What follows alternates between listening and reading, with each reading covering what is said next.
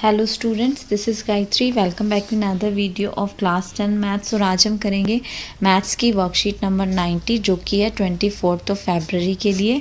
Topic है इसका triangles. तो सिमिलर ट्राइंगल्स क्या होते हैं? All congruent triangles are similar but all similar triangles need not be congruent. मतलब जितने भी कॉन्ग्रुएंट ट्राइंगल्स हैं वो सिमिलर होते हैं, बट जितने भी सिमिलर ट्राइंगल हैं वो ज़रूरी नहीं है कि कॉन्ग्रुएंट भी हों।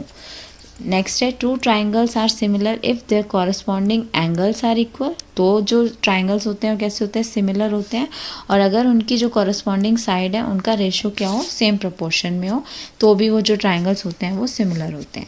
सिमिलैरिटी का क्राइटेरिया की कौन कौन सी कंडीशन थी? साइड एंगल साइड अगर हमारी इक्वल है तो जो ट्राइंगल्स होते हैं वो सिमिलर होते हैं, साइड साइड से, और एंगल एंगल से। तो यह है सिमिलैरिटी का क्राइटेरिया। और थ्योरम जो मेन हमने इसमें पढ़ी थी ट्राइंगल्स में वो है basic proportionality theorem and Pythagoras theorem. अब हम आ जाते हैं क्वेश्चंस पे। तो फर्स्ट क्वेश्चन है given two different examples of pair of similar figure and non similar figure के हमें एग्जांपल्स यहाँ पर देने हैं। तो सबसे पहले हम बात करते हैं सिमिलर फिगर्स की। तो हमने क्या एग्जांपल्स दिए? पेयर ऑफ इक्विलेटरल ट्राइंगल्स, यानी जितने भी इक्विलेटरल ट्राइंगल्स होते हैं वो सब क्या होते हैं? सिमिलर होते हैं। इसी तरह से किसी भी हम कोई भी मेजरमेंट लेके जो स्क्वायर होते हैं हमारे वो भी सब क्या होते हैं? सिमिलर होते हैं। अब बात करते हैं नॉन सिमिलर फिगर्स की। तो एक ट्राइंगल और एक रेक्टेंगल दोनों ही क्या है? नॉन सिमिलर है। उसी तरह से एक सर्कल और एक स्क्वायर का हमने यहाँ पे एग्जांपल लिया, दोनों ही क्या हो जाएंगे? नॉन सिमिलर फिगर्स हैं। क्वेश्चन नंबर सेकंड में हमें क्या देखना है? State the theorem. Basic proportionality theorem बतानी है, उसकी स्टेटमेंट लिखनी है, एंड पाइथागोरस थ्योरम की स्टेटमेंट हमें बतानी है। तो बेसिक प्रोपोर्शनैलिटी थ्योरम क्या होती है? Basic proportionality theorem, if a line is drawn parallel to one side of a triangle to intersect the other side in distinct point, the other two sides are divided in the same ratio। यानी कि अगर हमें triangle में suppose A B C a triangle हमने यहाँ पर लिया और एक कोई लाइन है जो इंटरसेक्ट कर रही है इन दोनों साइड्स को 2 पॉइंट्स पे, सपोज डी एंड ई हो गया। तो ये जो पॉइंट्स हैं ये क्या करते हैं? सेम रेशो में डिवाइड करते हैं, यानी कि A D upon D B जो है वो इक्वल होगा ए ई अपॉन ई सी के।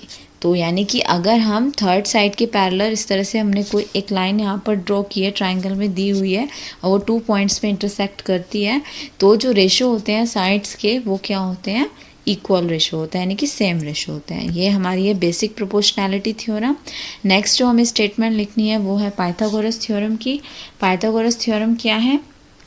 In a right triangle, the square of the hypotenuse is equal to the sum of the square of the other two side। तो राइट एंगल ट्राइंगल क्या होता है? जिसमें एक जो एंगल होता है वो हमारा 90 डिग्री का होता है। यहाँ पे हमने एक ट्राइंगल लिया ए बी सी। अब जो ए सी है वो क्या है? हमारा हाइपो है। बी सी जो हो गया वो बेस है, और ये हमारा ए बी जो है वो परपेंडिकुलर है। तो according to Pythagoras theorem hypo का जो स्क्वायर होता है वो इक्वल होता है sum of base square plus perpendicular square, यानी कि इन दोनों साइड को अगर हम स्क्वायर करके ऐड कर दें तो वो इक्वल होता है हाइपो के स्क्वायर के। तो ये थी पाइथागोरस थ्योरम। अब देखते हैं हम question number third. In figure D is parallel to F C and F E parallel to B C, prove that A F square is equal to A D into A B. तो ये जो हमें figure दिया हुआ है इसमें हमें given है कि जो डी ई है वो एफ सी के पैरेलल है और जो एफ ई है वो बी सी के पैरेलल है। तो हमें प्रूव करना है ए एफ स्क्वायर जो है वो इक्वल है A D into A B के। तो सबसे पहले जो हमें गिवन है वो हमने यहाँ पर लिखा है। तो हमें गिवन क्या है? यहाँ पर ट्राइंगल ए बी सी है जिसमें D is parallel to F C and F E is parallel to B C. हमें प्रूव करना है A F square is equal to A D into A B. तो हमने प्रूव क्या किया? In triangle A B C F E is parallel to B C. यहाँ पर हमने देखा कि जो एफ ई है वो पैरेलल है बी सी के, तो इसलिए इनके जो साइड्स के रेशो होंगे वो क्या होंगे? इक्वल होंगे। बेसिक जो हमारी प्रोपोर्शनैलिटी थ्योरम है उसके अकॉर्डिंगली तो F B upon A F जो है वो इक्वल होगा ए सी अपॉन ए ई के। नाउ अब हमने क्या किया? दोनों में दोनों तरफ यानी इधर भी 1 ऐड कर दिया और इधर भी 1 ऐड कर दिया। तो दोनों तरफ जब हमने 1 ऐड कर दिया और उसको हमने एलसीएम लेके सॉल्व किया तो हमारे पास आया F B plus A F upon A F, E C plus A E upon AE। अब हमें जो डायग्राम दिया है उसमें हम देख सकते हैं कि जो FB और AF है उनका अगर हम सम करते हैं तो वो AB के इक्वल है। इसी तरह से EC और AE का सम करते हैं तो वो AC के इक्वल है। जैसे कि यहाँ पे डायग्राम में देखेंगे AF जो है अगर उसमें हम AF में FB प्लस कर दें तो पूरा AB हो जाएगा। इसी तरह AE में EC प्लस कर दें तो पूरा AC हो जाएगा। तो हमने यहाँ पर ये किया कि हमने उसकी जगह पर क्या रख दिया, AB एंड AC पुट कर दिया। अब AB एंड AC पुट करेंगे तो हमारे पास क्या आ जाएगा, AB upon AF is equal to AC upon A। ये हो गई हमारी इक्वेशन फर्स्ट। अब हम आ जाते हैं दूसरे ट्राइंगल में AFC में। वहाँ पर हमें गिवन है DE जो है वो FC के पैरेलल है। अब क्योंकि ये दोनों लाइन पैरेलल हैं तो जो हमारी थ्योरम है उसके accordingly by BPT AD upon DF जो है वो इक्वल हो जाएगा AE अपॉन EC के। हमारे पास क्या आ जाएगा, AD upon DF is equal to AE upon EC। अब हम इसका क्या करते हैं, रेसिप्रोकल कर देते हैं, उल्टा लिख देते हैं DF upon AD is equal to AC upon EC upon AE। अब इसमें भी हम दोनों तरफ 1 ऐड कर देंगे, DF upon AD plus 1 EC upon AE plus 1। तो ऐड करने पे हमारे पास क्या आ जाएगा, जब हम इसको ऐड करेंगे तो हो जाएगा AD plus DF upon AD AE plus EC upon AE। इसी तरह से AD में अगर हम DF प्लस करते हैं तो वो AF के इक्वल होगा, नीचे AD एज इट इज़। और AE में EC प्लस करते हैं तो किसके इक्वल हो जाएगा, AC के इक्वल हो जाएगा। तो हो गया AC अपॉन AE। तो अब from equation first and second, अब ये जो इक्वेशन हमारी सेकेंड है और जो हमारी इक्वेशन फर्स्ट है वो दोनों ही AC अपॉन AE के इक्वल है। यानी कि AB अपॉन AF जो है वो भी AC अपॉन AE के इक्वल है। और यहाँ पे जो हमारे पास ये आया है AF अपॉन AD जो है वो इक्वल आया AC अपॉन AE के। तो यानी दोनों ही AC अपॉन AE के इक्वल है।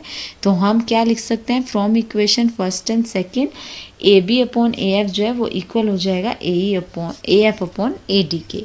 अब इनको हम क्रॉस मल्टीप्लाई करेंगे, AB की मल्टीप्लाई AD से करेंगे, AF की AF से करेंगे। तो AF को जब हम AF से मल्टीप्लाई करेंगे तो क्या हो जाएगा, AF स्क्वायर हो जाएगा। और AB की मल्टीप्लाई हम AD से करेंगे तो यह आ जाएगा AB इंटू AD। और यही हमें यहाँ पे प्रूफ करना था। तो यहाँ पे AB into AD is equal to AF into AF। तो AF का स्क्वायर हो गया AB इंटू AD और फिर हमने इसको लिख दिया AF square is equal to AB into AD या फिर AD इंटू AB। अब नेक्स्ट क्वेश्चन देख लेते हैं। क्वेश्चन नंबर 4 इज, हमें यहाँ पर फिगर में XY जो है वो दिया हुआ है BC के पैरेलल और ये हमें मेजरमेंट दिए हुए हैं AX की XB की और हमें फाइंड करना है XY, यानी XY की जो वैल्यू है वो हमें फाइंड करनी है। तो हमें गिवन जो है वो है XY is parallel to BC, AX 1 centimetre है, XB 3 है, BC 6 है और XY हमें फाइंड करना है। अब क्योंकि ट्रायंगल AXY और ट्रायंगल ABC जो है वो एक दूसरे के सिमिलर हैं, therefore XY upon BC is equal to AX upon AB होगा। अब AB को हम क्या लिख सकते हैं, जो ए फिगर में हम देखेंगे कि जो AB है वो क्या है, AX और XB का सम है। तो AX कितना है 1 है और XB कितना है 3 है। तो दोनों को अगर हम ऐड कर देंगे तो 4 मिल जाएगा। तो हम यहाँ पर XY तो हमें फाइंड करना है, ऐसे लिखेंगे BC 6 हमने पुट किया, AX 1 और AB कितना हो गया 4। क्रॉस मल्टीप्लाई करेंगे हम इन दोनों को तो आ जाएगा 4XY equal to 6, XY equal to 6 upon 4, 2 3 ज़ा 6, 2 2 ज़ा 4। तो यहाँ से 2 से हम 3 को डिवाइड करेंगे तो कितना आ जाएगा 1.5। तो XY हमारे पास कितना आ गया 1.5 सेंटीमीटर।